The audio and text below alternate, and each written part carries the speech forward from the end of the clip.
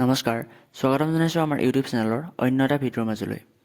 এই ভিডিঅ'টো ছাত্ৰ ছাত্ৰীসকলৰ বাবে এটা গুৰুত্বপূৰ্ণ ভিডিঅ' হ'বলৈ গৈ আছে, কিয়নো যিসকল ছাত্ৰ ছাত্ৰীয়ে এইবাৰ মেট্ৰিক পৰীক্ষাত অৱতীৰ্ণ হৈছে, তেওঁলোকে যিহেতু অহা কেইদিনমানৰ পিছত তেওঁলোকৰ ৰিজাল্ট ঘোষণা হ'ব, আৰু ৰিজাল্ট ঘোষণা হোৱাৰ পিছতে তেওঁলোকে তেওঁলোকৰ নিজৰ ষ্ট্ৰীমসমূহ বাছনি কৰি ল'ব লাগিব। অৰ্থাৎ তেওঁলোকে যি হায়াৰ ছেকেণ্ডেৰী পৰীক্ষা বা হায়াৰ ছেকেণ্ডেৰী যি পৰীক্ষা হ'ব, তাৰ বাবে তেওঁলোকে যিহেতু ছাবজেক্টখিনি বাছি ল'ব লাগিব, তেওঁলোকে ছায়েন্স ষ্ট্ৰীম ল'ব নে আৰ্টছ ল'ব নে কমাৰ্চ ল'ব, সেইসমূহৰ ওপৰতে কোনটো ল'লে বেছি ভাল হ'ব, সেই সকলোবোৰৰ ওপৰতে আজিৰ ভিডিঅ'টো উল্লেখযোগ্য ভিডিঅ' বা গুৰুত্বপূৰ্ণ ভিডিঅ' হ'বলৈ গৈ আছে।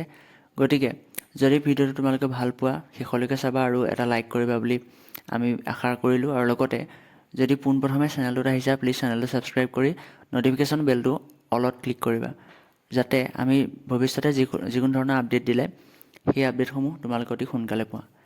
গতিকে ব'লা পলম নকৰি আজিৰ ভিডিঅ'ৰ মাজলৈ যাওঁ। গতিকে পোনপ্ৰথমে ছাত্ৰ ছাত্ৰীসকলক এটা কথা জনাব বিচাৰোঁ যে তেওঁলোকে যদিহে তোমালোকে ছায়েন্স ষ্ট্ৰীম লোৱা বা আৰ্টছ লোৱা বা কমাৰ্চ লোৱা, যিকোনো ষ্ট্ৰীমেই লোৱা, কিন্তু তাৰ আগতে সেইটো ভালদৰে পৰীক্ষা নিৰীক্ষা কৰাটো অতিকৈ গুৰুত্বপূৰ্ণ বুলি মই ভাবোঁ। কিয়নো ছাত্ৰ ছাত্ৰীসকলৰ এইটো সিদ্ধান্তই জীৱনৰ এটা গুৰুত্বপূৰ্ণ সিদ্ধান্ত হ'ব।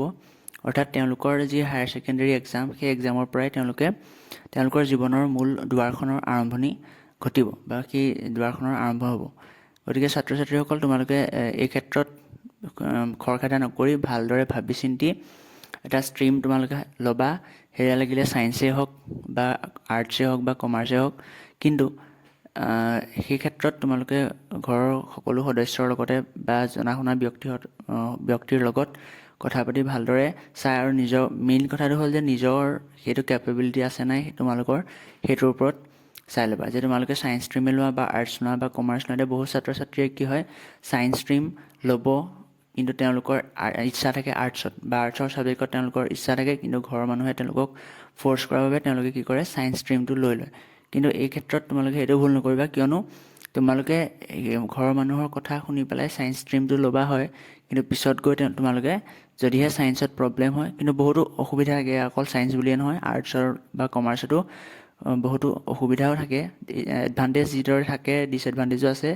গতিকে সেইখিনিৰ ওপৰত আমি আলোচনা কৰিম ভিডিঅ'টোত। আজিৰ যি ভিডিঅ', সেই ভিডিঅ'টোত পোনপ্ৰথমে আমি ছায়েন্স ষ্ট্ৰীমৰ কথাটো পাতি লওঁ, আৰু বাকী আমি আৰ্টছ আৰু কমাৰ্চৰ ওপৰত ছেপাৰেটকৈ ভিডিঅ' বনাম। প্ৰথমতে আমি ছায়েন্স ষ্ট্ৰীমৰ কথা আজিৰ ভিডিঅ'টোত আমি উল্লেখ কৰিম। যদিহে তোমালোকৰ কিবা ছায়েন্সৰ লগত ৰিলেটেড বা ছায়েন্স ষ্ট্ৰীমত তোমালোকে যোগদান বা যিসকলে ছায়েন্স ল'ম বুলি ভাবিছা এই মেট্ৰিকৰ পিছত, গতিকে তেওঁলোকে এই ভিডিঅ'টো ভালদৰে চাবা, আৰু যদিহে কিবা কুৱেশ্যন থাকে তেওঁলোকে কি কৰিবা, কমেণ্ট ছেকশ্যনত জনাবা, আৰু আমি তাৰ আনচাৰ নিশ্চয়কৈ দিম। গতিকে এতিয়া আমি ছায়েন্স ষ্ট্ৰীমৰ ওপৰত কথা পাতোঁ। গতিকে ব'লা ভিডিঅ' আৰম্ভ কৰোঁ।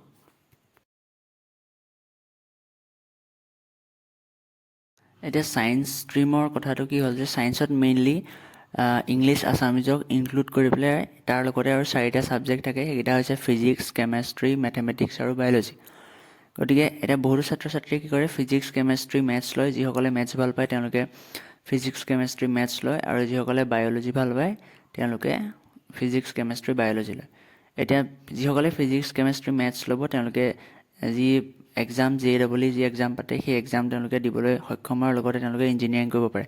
আৰু যি বায়'লজি ল'ব, তেওঁলোকে কি কৰে, NEET NEET এক্সাম হয়, সেই এক্সামটো তেওঁলোকে দিব পাৰে। লগতে তেওঁলোকে মানে ডক্টৰৰ যি লাইন থাকে, সেই লাইনটো তেওঁলোকে যাব পাৰে। গতিকে ছায়েন্সত কি হয়, স্ক'প আছে, বহুতো স্ক'প আছে। গতিকে তোমালোকে কেৱল যে ডক্টৰ বা ইঞ্জিনিয়াৰে হয় তেনেকুৱা নহয়। বাকী তোমালোকে এতিয়া মেইনলি যদি ছায়েন্স ষ্ট্ৰীমটো লোৱা, তেনেহ'লে তোমালোকে দুটা বস্তুৰ ওপৰত ফ'কাছ কৰিব লাগিব। নিজকে চাব লাগিব যে তোমালোকে হয়তো মেথমেটিক্স ভাল পোৱা নে বায়'লজি ভাল পোৱা। এই দুটা বস্তু তোমালোকে নিজে পৰীক্ষা কৰি চাবা।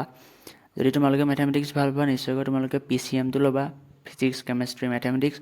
আৰু যদি তোমালোকে নিজে ভাবিছা যে মই বায়'লজিয়ে ভাল পাওঁ, তেতিয়া ফিজিক্স, কেমেষ্ট্ৰি, বায়'লজি ল'বা। গতিকে যিসকলে ফিজিক্স, কেমেষ্ট্ৰি, মেথছ লৈছে, ইতিমধ্যে বহুতো ছাত্ৰ ছাত্ৰীৰ কি হৈছে, তেওঁলোকৰ এইম আছে ডক্টৰ হোৱা, বহুতৰ কি আছে অভিযন্তা হোৱাৰ এইম আছে। গতিকে যিসকলৰ এইম আছে ডক্টৰ হোৱা, তেওঁলোকে PCB ল'ব লাগিব, ফিজিক্স, কেমেষ্ট্ৰি, বায়'লজি। এই তিনিটা তেওঁলোকৰ মেইন ছাবজেক্ট থাকিব। ইংলিছ আৰু আছামিজ তাত থাকিব, আৰু আছামিজৰ বদলি বহুতত কি থাকে, অল্টাৰনেটিভ ইংলিছো থাকে। আৰু যিসকলে অভিযন্তা হ'ব বুলি ভাবিছে তেওঁলোকে PCM ল'ব লাগিব, অৰ্থাৎ ফিজিক্স কেমেষ্ট্ৰি মেথছ ল'ব লাগিব, আৰু তেওঁলোকৰো ইংলিছ আৰু অল্টাৰনেটিভ ইংলিছ আৰু আছামিজ এইকেইটা ছাবজেক্টত তেওঁলোকৰ ইনক্লুড থাকিব।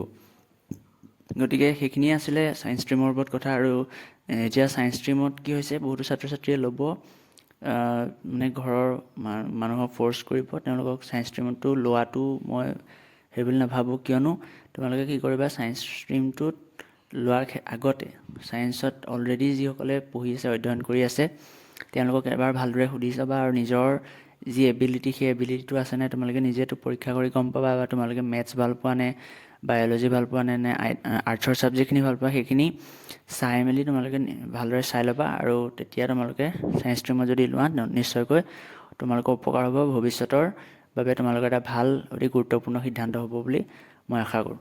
গতিকে এইখিনিয়ে আছিলে আজিৰ ভিডিঅ'টোত। যদি এই ভিডিঅ'টো ভাল পালা তেনেহ'লে প্লিজ চেনেলটো ছাবস্ক্ৰাইব কৰিবা, লগতে ভিডিঅ'টো এটা লাইক কৰি দিবা। আৰু যোনসকলে এইবাৰ ছায়েন্স ষ্ট্ৰীমত এডমিশ্যন ল'ম বুলি ভাবিছা তেওঁলোকে প্লিজ কমেণ্টত জনাই দিবা যে মই ছায়েন্স ষ্ট্ৰীমত এডমিশ্যন ল'ম। আৰু যদি কিবা লগতে কুৱেশ্যন থাকে তোমালোকে নিশ্চয়কৈ কমেণ্ট ছেকশ্যনত জনাবা, আমি তাৰ আনচাৰ দিম। গতিকে আৰু যদি আৰ্টছ আৰু কমাৰ্চৰ ওপৰত ভিডিঅ' লাগে তেনেহ'লে কমেণ্ট কৰিবা। আৰু আজিৰ ভিডিঅ'টো ইমানেই আছিলে। গতিকে চেনেলটো ছাবস্ক্ৰাইব কৰিবা আৰু ভিডিঅ'টো লাইক কৰিবা, যিমান পাৰা সিমান বন্ধুবৰ্গৰ মাজত শ্বেয়াৰ কৰিবা। গতিকে আজিৰ ভিডিঅ'টো ইমানেই আছিলে। ধন্যবাদ। জয় অসম।